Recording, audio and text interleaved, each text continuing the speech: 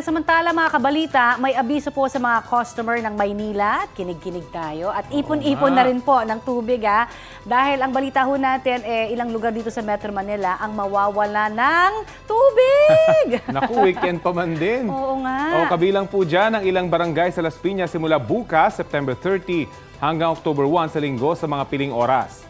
Hanggang 19 na oras naman ang mawawala ng tubig ang ilang barangay sa Parañaque. Apektado rin po ng water interruption sa weekend ng ilang barangay sa Pasay sa mga piling oras. Kaya ipon na.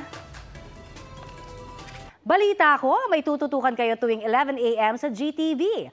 Alamin ang mahalagang balita at impormasyong dapat ninyong malaman sa Balita Ko tuwing Lunes hanggang Biyernes. Mag-subscribe din po sa GMA Integrated News sa YouTube. Sa mga kapuso naman abroad, maaari po kaming masubaybayan sa GMA Pinoy TV at www.gmanews.tv.